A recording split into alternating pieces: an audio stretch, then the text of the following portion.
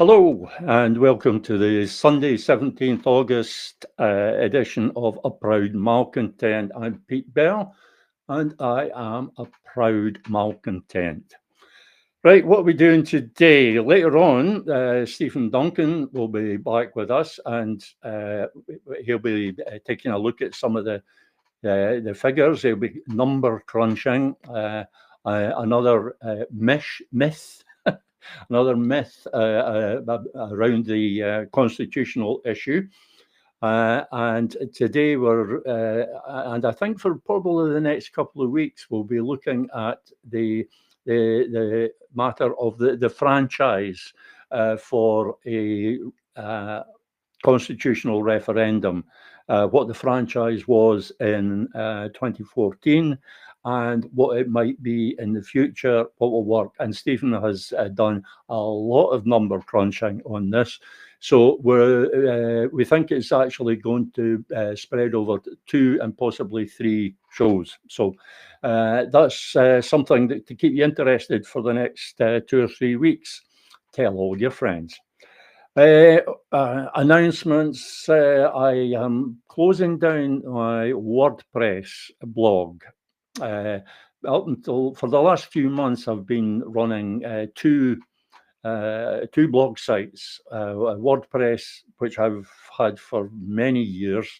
I was originally on Blogspot, the Google thing, but it hasn't developed at all over the years.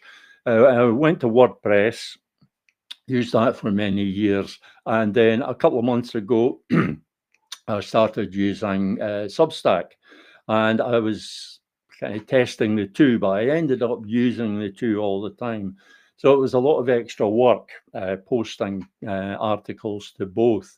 So at some point I had to make the decision, and I've opted to go with Substack because Substack has certain advantages. It means I will lose certain things. And the one thing that people have been unhappy about is that in order to comment on articles, you have to register with Substack. But it's simply a case of registering for a newsletter. You just get the articles, notified of the articles by email. There's no need to pay. I'm not interested in monetizing the site. I welcome donations, obviously, but I really am not interested in monetizing. But it doesn't cost anything to register for the newsletter. That's the main point. So I'm hoping we'll still get comments. On WordPress, anybody could come in and comment, but they might be held in a moderation queue, but anybody could come in and comment. It's a bit different on Substack.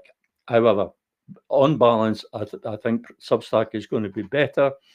So that's what I'm going with. The WordPress site will close down on the 14th of September. The subscription ends on 14th of September. The site will remain, and all the content will remain as an archive, but the domain peterabell.scot will from that date and possibly earlier point to the Substack blog site. Okay, more than enough about that, I would say. Right, what's the subject of today's malcontent? I was looking at what's in and what's out, what's in the news and what's out. I look at the National on the days when I'm doing the show. I look at the National every day, but on the days when I'm doing the show, I look at the National to see if there's something worth talking about. And what I noticed right away was the lack of anything on the National front page online, the lack of anything about Scottish politics, really, and the constitutional issue in particular. There's nothing, absolutely nothing. What has dominated the news of late has been Nicola Sturgeon and her bloody autobiography, her much hyped autobiography. And I've read a couple of articles on that. They're mostly articles complaining about it or criticising it very heavily. But the best one, by far the best one that I've read is from Robin McAlpine. Not the first time that it would be a Robin McAlpine article that I've chosen. And Robin tells us why I won't be reading Nicola Sturgeon's book. And I thought, well, it'll be interesting to find out his reasons and compare them with my own. I won't be reading it mainly because I just am not interested. I have no interest at all.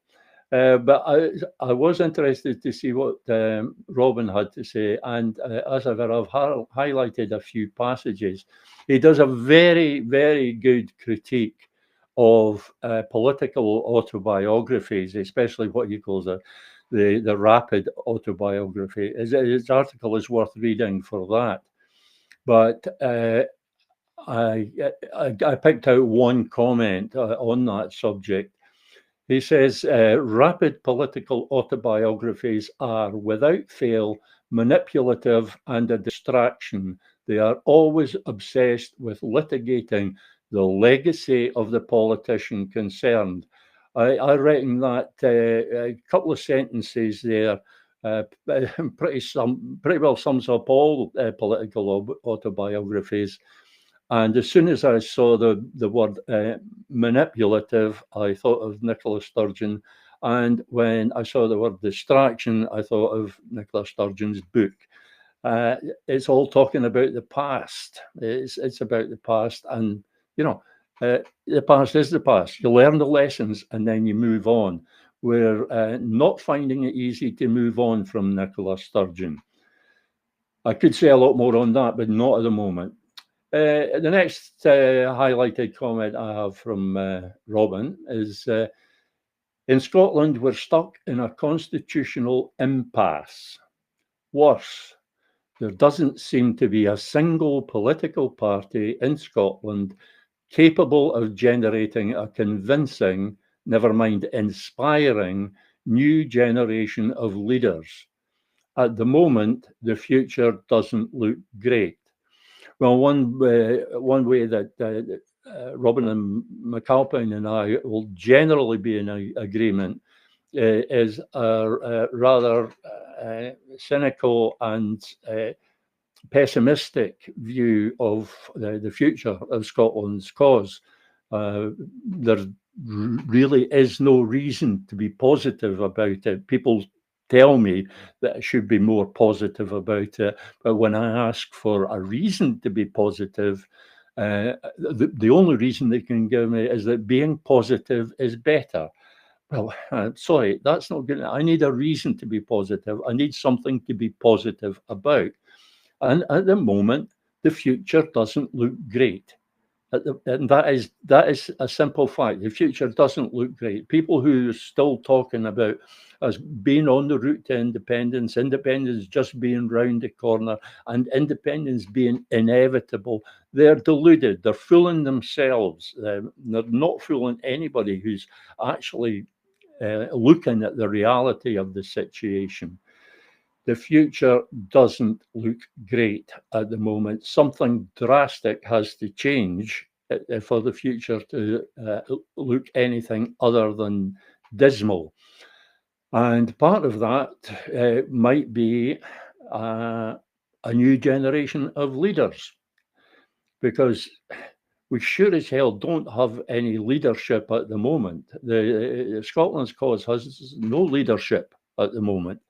Nobody is leading Scotland's cause, and nobody is being inspiring about it.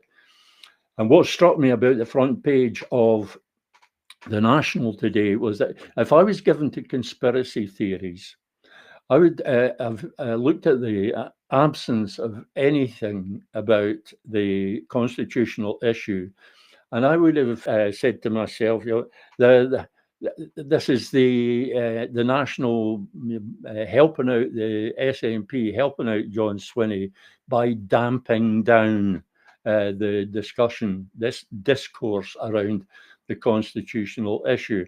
I'm absolutely certain that John Swinney and his colleagues would much prefer to talk about pretty much anything else rather than the constitutional issue, about which they have nothing of value to say, absolutely nothing.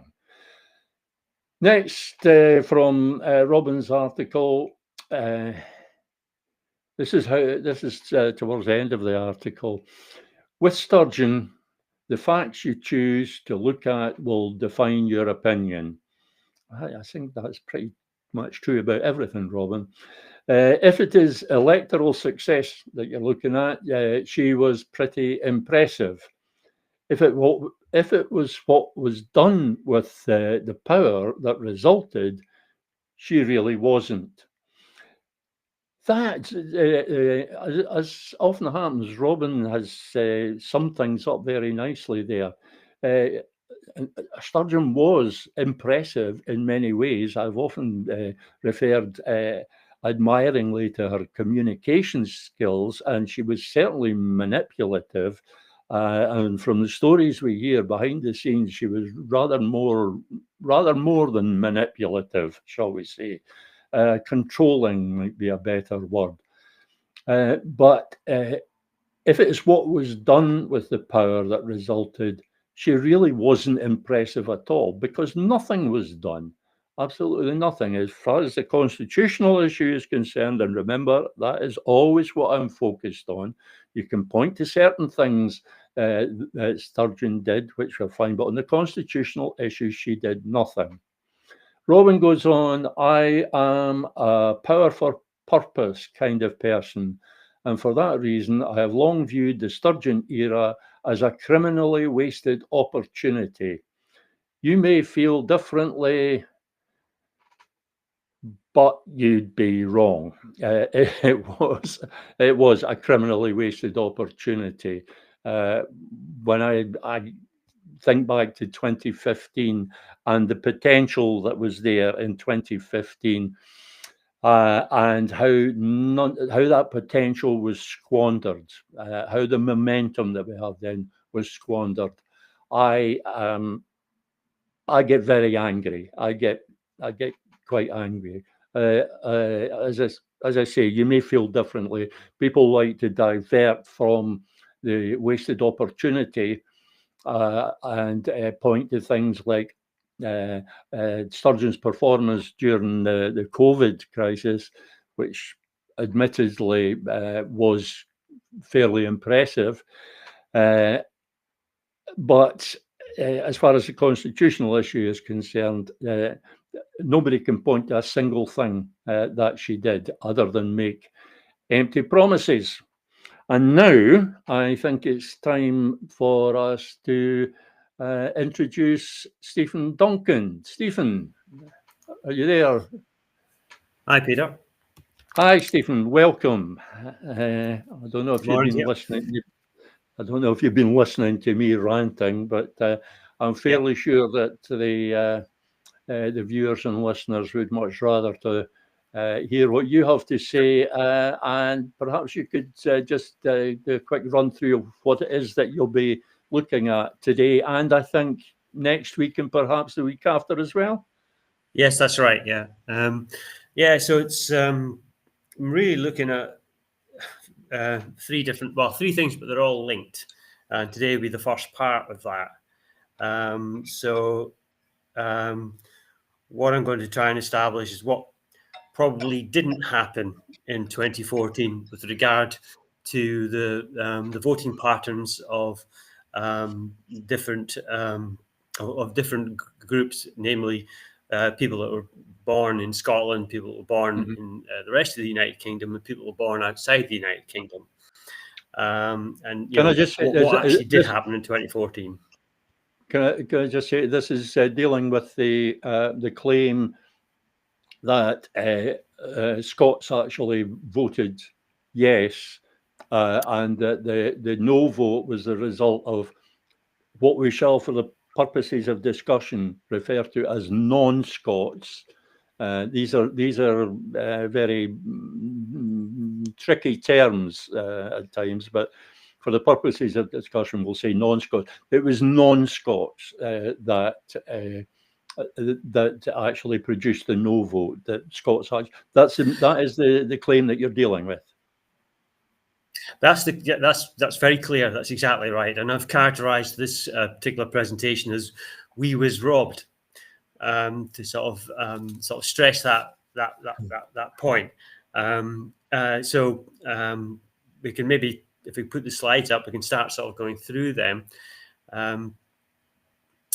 There will be a series of numbers and a little bit of number crunching as we go through this. So Peter, just stop me at any time if I'm not explaining anything clearly or need me to go back over something. Quite happy to do that, or leave it to the end, or both, whichever seems appropriate at the time.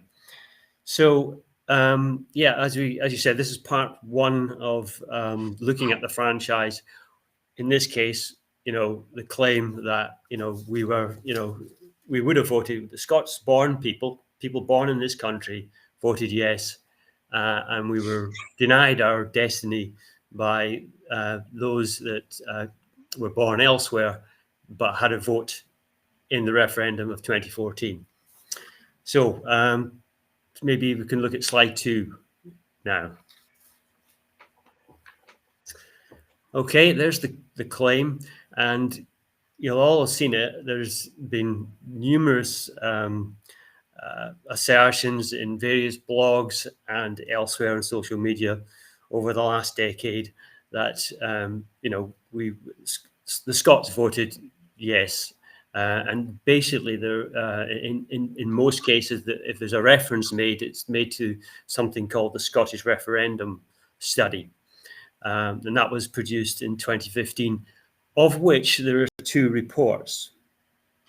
And I've mentioned them there. The first one was a presentation given on the 27th of March by Ailsa Henderson and James Mitchell of Edinburgh University in a series of lectures given at the university. I can't remember exactly what they were called, but there was a group of lectures on this subject and other subjects based on the SRS, and they mentioned in that that the yes vote for people born in Scotland was 52.7% in favour, so a majority in favour. If you fast forward 6 months. So that was 6 months after the referendum took place. Fast forward another 6 months to the first anniversary of the referendum, and Douglas Fraser, the BBC business and economy editor, produced a report, which is still up on the BBC website, which again used as attributed the source of his report to the SRS, which stated that the yes vote was 50.2%. So it was a bit lower, 2.5% lower than what had originally been published. Now, no, you don't actually see anybody ever referencing that in their blogs or their claims or their assertions about what the Scots did in 2014. Scots being Scottish-born residents. So already, if you have any margin for error, as you do have in sample surveys, that result already tells you it's inclusive. If it's known, it's inconclusive. It generally, depending on the size of the sample, the sort of margin for error could be somewhere between 1% and 3% either side of that 50%. So already you're allowing for the possibility of it being of the Scots voting no. Now, hopefully that makes sense up to that point. The Scottish election, a group called the Scottish Election Study, ran the SRS. By the way, I found all this out just by searching the internet. All this information is on the internet, but you have to look quite quite thoroughly to find it. Be quite dogged about it. The SES on their own website described themselves as, and I'm quoting directly here, is a detailed independent study of politics and elections in Scotland, funded by the UKRI Economic and Social Research Council.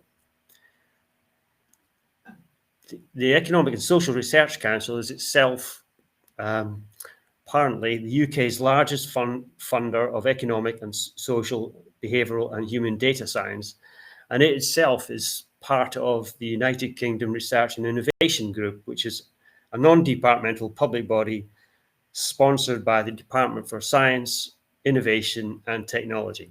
So in other words, it's a government quangle.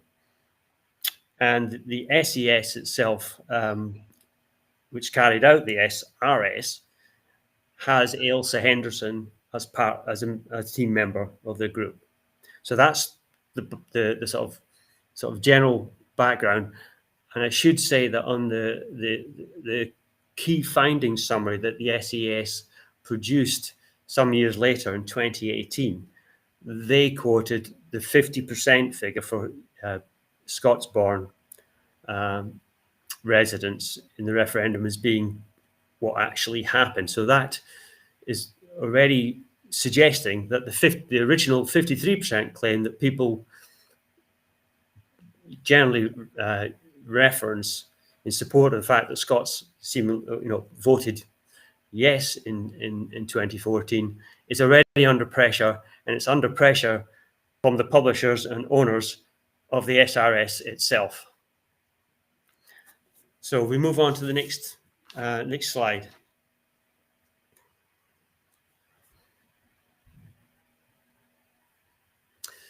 Okay, so what I've tried to do is to check out the actual data that was used in the two reports. The reason why I'm doing that is that it's not actually published in the reports what the volumes of what the different numbers of in the sample that were comprised the three different cohorts of those people that were born in Scotland, those people born in the rest of the UK, and those people born elsewhere. So this is what I found. So for the first report, which was called the Scottish Question 6 months on, it was published 27th of March 2015. There are three different collection periods. You'll see the first wave, we call them waves. There's 4,849 people employed in that data gathering exercise. And if you check the collection period there, you'll see that it's in the 2 or 3 weeks running up to and just prior to the referendum. So one would assume that these would not have been included in the assessment of how people voted, since it was supposed to be a retrospective. How did you actually vote, not how are you intending to vote. So you should be able to assume that they were excluded. The second wave of data apparently was collected across 2 different surveys. It doesn't say what they are. And they were in the sort of 4 or 5 days after the referendum, 3,719 respondents to that. And the third wave there was no data shown at all in the presentation that Ailsa Henderson, James Mitchell gave, presumably because it was not gathered yet and it was going to be at some point in March 2015. So that's the data from the first report. From this, moving forward to 6 months to what Douglas Fraser produced or reported on. He didn't produce it. I found another set of information on something called the 2014 Scottish Referendum Study Codebook, which was published in 2018, again by Ailsa Henderson and James Mitchell, the author of the first report. And it gives you the breakdown of the numbers, which must be sort of the final numbers, given it was a few years later. There's obviously been some work done on these figures, but it's quite difficult to sort of really understand exactly what. So again, we can discount the first wave there, 4,849, although the collection period does run 2 days after the referendum. It's a different date period from the first time, which is a bit confusing from the first sort of table. The second wave is made up of 3 different groupings, 2 of which were used or would appear to have been used in the SRS. You can see that if you look at the date periods they're 26th of September through to the 9th of October. So you would assume that these were included in the analysis that was carried out and reported on. Taken together, that represents 2,540 respondents. BSIP, by the way, which is one of the names of the surveys, is actually refers to the British Election Study Internet Panel. So some data was presumably used from that for the purposes of establishing who voted which way and by which sort of subcategory in 2014. And then there's the third wave there you can see that the collection period for that is about a year later, a year after the referendum took place, 12 to 13 months, 2,600 and, I can make it out correctly, 2,610. So if you add these 3 numbers in green together, you get a total of 5,150 respondents. And the importance of that is that in Douglas Fraser's report, he mentioned that there were around 5,000 Scots. What he meant by Scots here was residents in Scotland that were involved in the assessment. But he also said that the assessment was carried out soon after the referendum date, so not 12 or 13 months after the referendum date, which casts some kind of doubt on whether the 2,610 respondents were actually included in the sample survey. Now, you can probably see from all that what I've just said there's a lot of inconsistencies and confusion, to me anyway, as to what volumes and what collection periods were used, and there's certainly a lack of clarity around the data collection. We don't know, for example, in all these different collection periods, waves 1, 2, and 3, whether the respondents in there were mutually exclusive, or whether there was some overlap between the different waves. We just don't know. I've assumed that they were mutually exclusive, but I'm guessing it's. I'm just trying to point out it's just a bit confusing, and it's and you know the data, how it's set up, and the timestamps used, and it's maybe a bit difficult to use that to base without knowing more to base a sort of statistical assessment on. The other thing to bear in mind is I think I've mentioned before is you can't tie these volumes back to any of the reports, because the reports only show the percentages only of who voted yes and no. It doesn't tell you the volumes, so you can't confirm absolutely from these tables which numbers were involved where, and that has some impact later on. Is that okay so far? Yeah, the impression I'm getting quite clearly is that there's a considerable amount of vagueness, confusion, dubiety even about the numbers here. And I think that's important, because when the claims are made about Scots having voted yes, that is a very emphatic claim. It's as if there's absolutely no doubt about it. And even without going into any deeper, you've already shown immediately that there is some question about it. Was it 53%? Was it 50.2%? Does it matter because there's a plus or minus 3 point margin of error? So we're still back to that hovering around the 50% mark. It's not nearly as clear cut as some would have us believe. I think that's the important point that comes out of it so far. So shall we go back to the slides? Yes, that's great. Yeah, no, you've summarised that pretty well. That's exactly how I would do it if I could. So the next slide then. So that's the data. If we can move on to the next one, Peter, when you're ready. I think there's a slight delay with the slides. Okay. Before they show up on your screen. That's the reason for the pause. I am clicking, honestly. Okay. All right. That's great. Okay, fine. So now we've looked at the data. Now we'll look at trying to test the analysis. So, given what I've said about the data, what I've done is taken what I've called the most bullish scenario there. So that let's assume that it is 53%, 52.7%, and the sample size was a large one, 5,150. Most sample sizes, just as an aside, as you probably know, are just over 1,000 when the opinion polls. And the reason for that is that they generally all have a plus or minus 3% tolerance, if you like, or confidence interval, they call it. In that, if they make an estimate, and you can say plus or minus 3%, they'd be 95% confident that they're somewhere in the ballpark, or that somewhere in that interval, you'll have that estimate will actually be have occurred in the population.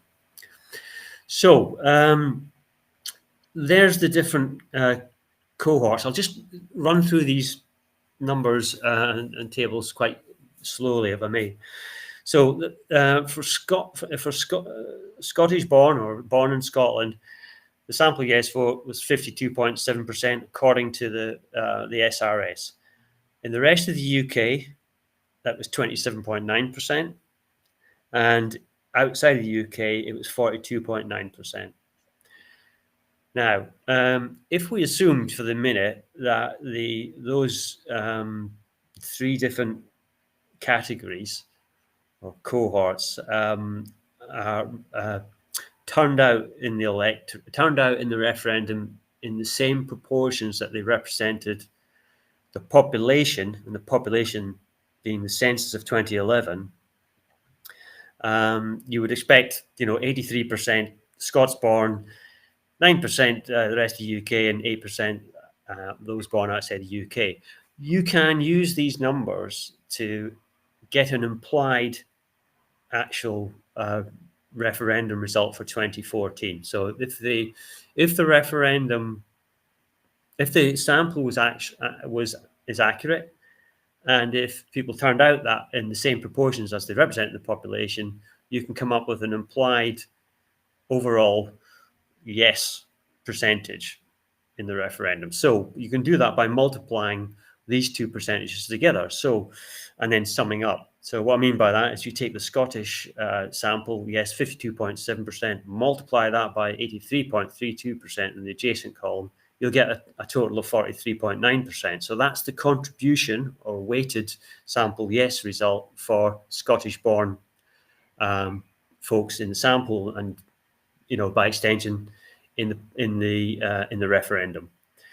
If you do the same for the rest of the UK, you get a weighted result for 2.4% and 3.4% for outside the UK. Sum them all up, and you come to just under 50%, 49.76% in this table. So what that's saying is that if this it's saying if the sample is right, the yes vote is at 50%, just under 50% of the population. We know the actual result was 45% or just under 45%. So already we've got a bit of a question mark there about this sample and extending it to the population. The sample size is 5,150, so that means you should have a more precise result, and therefore you only require a narrower tolerance. So the sampling error in this case would be just under 1.5%, 1.4%. So that would give you a range around that estimate, the estimate of 49.76%, of 48.39% to 51.1%. Now, notice that interval doesn't include 44.7%, and it's not close to including 44.7%. It's an overestimate. So it's not allowing for that possibility. So again, there's a question mark around the accuracy of the sample estimates if the assumption of turnout representing the turnout by birthplace is the same as what these birthplaces represent in the population as a whole. Okay, so the next table, so that's the top table that I've just described. So there's some doubt around the accuracy of the of extending of these cohorts when you sort of weight it and then sum it up as a total. If, however, the SRS were to be accurate, that would imply that the voting by these different birthplace cohorts was quite considerably different from what the census is or was at that time. So I've calculated that if the SRS is for it to have been accurate, the turnout among Scottish-born residents would have to be around about 55%, not 83%, so 28% lower. And obviously, if that was the case, then the other two categories would have to be so much higher to get to 100% of the total electorate again. But what that implies is that those persons not born in Scotland would have represented just under 3 times the proportion that they represent in the population at large. So basically, you come to two possible outcomes on the basis of this. Either the estimate is accurate and is inaccurate rather, and the total vote and the Scottish-born yes vote is overstated, or the turnout amongst the Scots-born cohort is disproportionately low, and vice versa for the other non-Scottish cohorts, and the study is accurate. Do you want to stop there? Have any questions on that one? What I'm taking out of this is that there's certain aspects of this that don't accord with. I dislike the term common sense, but there are aspects of this that, for the want of a better term, don't accord with common sense, like turnout amongst. You were talking out there about turnout, and if I read you. Heard you correctly, you were saying that the figures suggest that turnout amongst Scots-born, turnout for the referendum, would, among the Scots-born, yes, 55%. Yes. Only 55% of Scottish-born people actually turned out for the referendum, as compared with, what was it, 84%, yes. The total turnout. There's something wrong there. Yes. That jars in my mind. Because common sense, using that term again, common sense would bid you assume that Scots-born, native Scots, for the want of a, the turnout would be higher amongst them.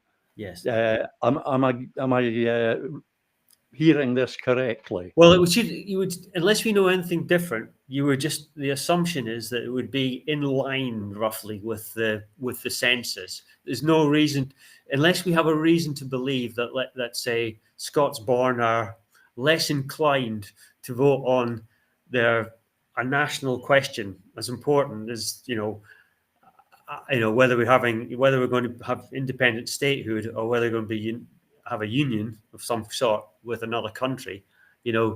Why would is it likely? Is it plausible that people would turn out in much lower numbers if you're born here? You would think, if anything, you would think it would be the other way around, as you were saying. But at least it would be roughly around about the same proportion of the of what they represented in the population, unless, of course, that population includes people under the age of 16.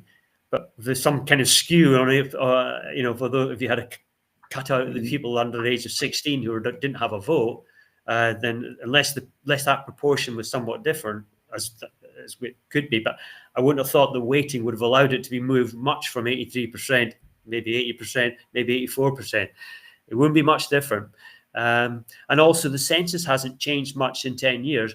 I mean, the Scots born have consistently declined since 1991, but in the last census in 2022, it was just under 80%. So using 83% is probably not a bad guess, unless you have other information that I don't have that says turnout would be disproportionately lower among Scots born. You assume it would be the same. You have to assume. Yeah, it just doesn't seem right. So again, we're looking at these figures and saying, there's something just doesn't add up here. When you get to the conclusion that 53% of Scots, there's a lot of information behind that just doesn't add up, that doesn't seem plausible. Yeah, that's right. It's a sense check, really. Exactly. Yeah, right. Or common sense check. So that, if you can move on to the next slide, Peter, which is the final one. So the conclusion on that claim that Scots born or Scottish were cheated by incomers who voted no is doubtful, I would say, and it's doubtful for these summarised reasons. There's the lack of clarity around the data employed. As we've just mentioned, the results look to be pretty implausible, given A, the referendum result, and B, the composition of the population by place of birth. And it's quite difficult, I would suggest, to sort of base any inferences on from the SRS about the voting patterns among these different cohorts, given that the foregoing. Now that doesn't mean so probably because if there is a problem with it, it will be to do with the way the sample's been designed, and the weightings within that sample will not be. It implies that the weightings are not representative of proportions in that sample, not representative of the population at large. So I would be very hesitant about drawing any conclusions, and certainly hard and fast ones that people seem to have done in a somewhat glib fashion. And I know it's 10 years old, this report, and it's not up on the web anymore, but people still hang on to it as some kind of comfort blanket and say, well, if only we had, if only Scots had voted, we would have been, we'd be independent by now. It's not. I wouldn't be able to draw that conclusion. Far from it, on the basis of this. I think this comes back to what I often talk about. That's safe assumptions and unsafe assumptions. That where you don't have hard facts or reasoned argument, the next best thing is safe assumptions. And you have to always ask if the assumptions being made are safe. Yep. And the assumption that 53% of native-born Scots voted yes does not appear to be a safe assumption. Am I correct? Yeah, that's definitely my conclusion. And even the 53% is being undermined by the publishers of the SRS themselves. They said it's 50%, and it's still questionable. 50%. Right. So why is that important? Obviously it's important because there's a fairly substantial section of the independence movement that's talking seriously about some kind of restricted franchise for a future referendum. And they're talking about restricting the franchise on the basis of this assumption, which from what you've done so far with the number crunching, does not appear to be a safe assumption. Absolutely spot on. Couldn't put it better myself. No, I think that I think I think we need to look at. I haven't completely finished this exercise yet, and the next part would look at, is there an alternative way of establishing what went on in 2014 for these different groupings? So I've had another look at that, and we can maybe take that up next time. And then after that, we can maybe look at what might happen in a future referendum, given the demographics of voting as they are now, rather than as they were in 2014. Right. I'm careful about what I'm saying here, because I don't want to get into stuff that we're going to cover in the next week or two. So I'm holding back. I'm holding back a bit on my comments about this. Others aren't holding back quite so much. Gird your loins, Stephen. Here we have a comment from George Brown, who says, "Where did you get this guy?" That's you, Stephen. It reminds me of Bitter Together. What was that? Is that 2 million, or is that 200,000? Yeah. 200,000 postal votes collectively collated and counted in that Scottish town of Carlisle. Come on, are we still that stupid? Well, I don't know, George. That's a relative term, and I really don't know what you're going on about here. Does it really matter where the postal votes are counted or who counts them? It's the accuracy of the count. And I happen to know that the way the postal votes were counted and checked, there were a lot of checks and balances there. This whole conspiracy theory around the count has never seemed very convincing to me, although obviously people take a lot of comfort from you. All I would say, George, is if you have better information than the information that Stephen has used, then please give us it, and we'll take a look at that. And I'm sure Stephen would take account of it in his future calculations. Yes?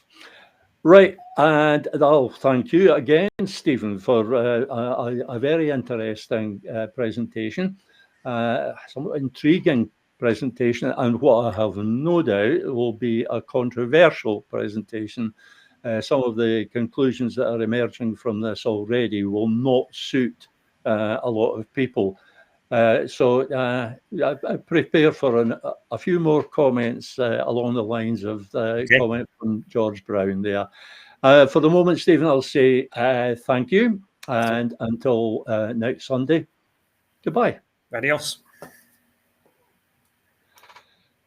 And now, where are we? We have about 10 minutes left, and I had one other item that I wanted to cover in this just before we finish today. When I said there was nothing on the front page of the National about the rather pressing, rather important constitutional issue, where you do find a lot on the constitutional issue is in the letters section, the community section of the National. And the argument that drew my attention in that the exchanges that I was reading recently over the past week was one. There was a letter from a chap called Haddo, which basically said that. Well, it's kind of summed up in this comment about it. There was another one from a guy called Ken Gow, and the basic premise of the whole thing is, as Alistair Potter says here, alternate strategies for achieving independence can exist alongside each other. There is no real reason to say only this strategy or the other strategy must be supported by everyone, or that we must lock ourselves into one proposal.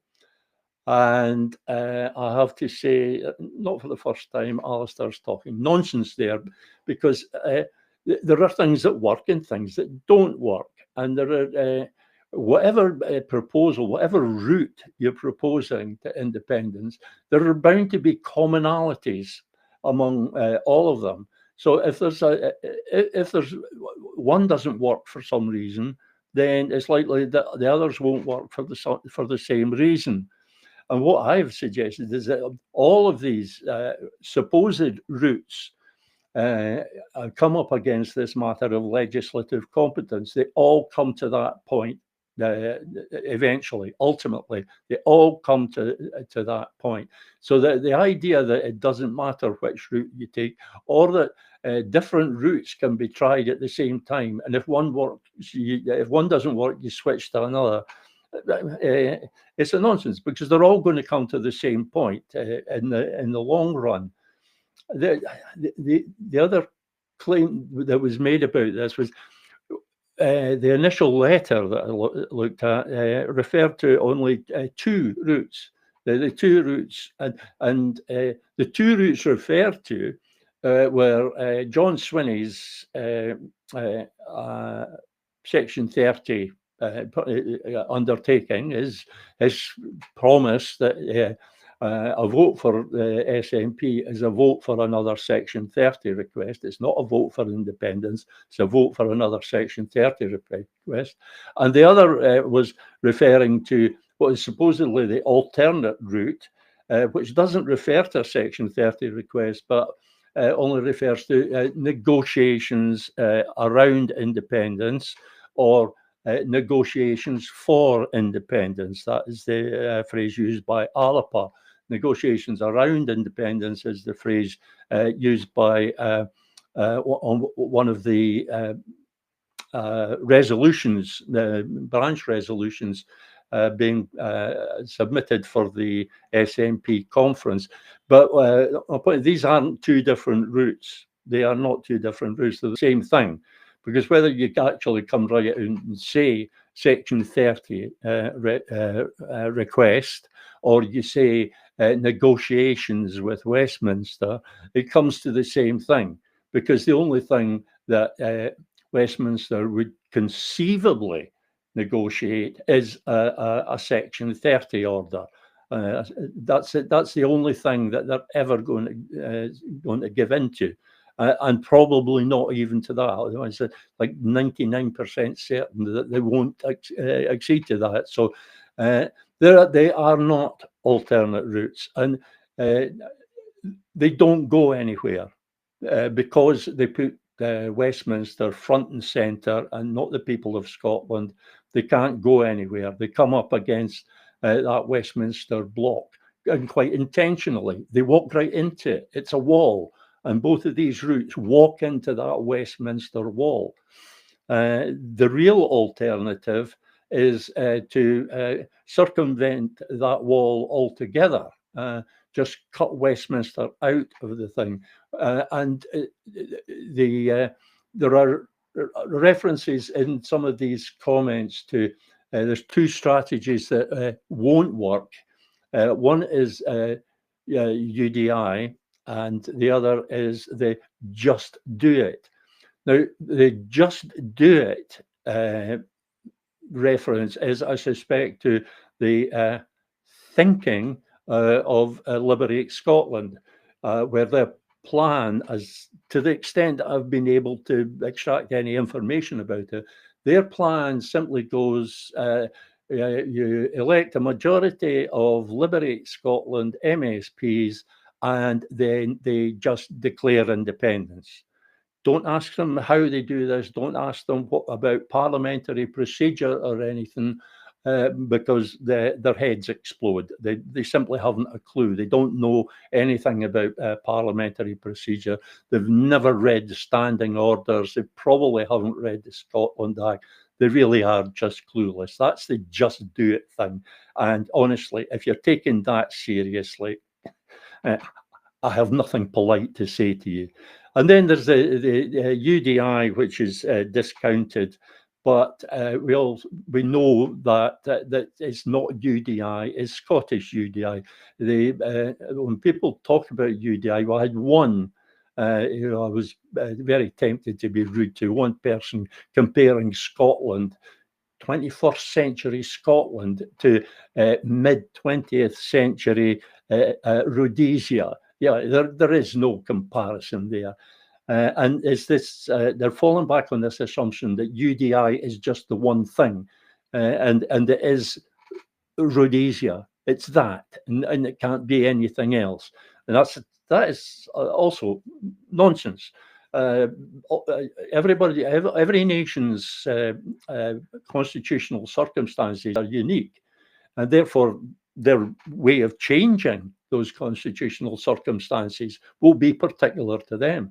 And if that way of changing it is by something termed a unilateral declaration of independence, which is actually any declaration of independence, they're all unilateral. If it's tailored to their circumstances, then it's unique because their circumstances are unique. And the reason that I refer to Scottish UDI and not just UDI is because I want to emphasize this fact that it is tailored particularly to Scotland. And it does work. It's explained that it does work. So if there's an alternative route, then that is it. It's Scottish UDI. And that works by addressing the issue of legislative competence and addressing it first. Because as there was something else that was said, somebody had said about the it all being about self-determination. And that is it. That is a fact. It is all about self-determination. Initially, it's not about independence. If we're going to use 2026 as a device to progress Scotland's cause, then we have to use it as a device to give us access to the exercise of our right of self-determination. And I'm talking there about legislative competence, so that the Scottish Parliament can actually legislate for a proper constitutional referendum. Now, none of these other supposed routes address that question of legislative competence. None of them do. And John Swinney certainly doesn't.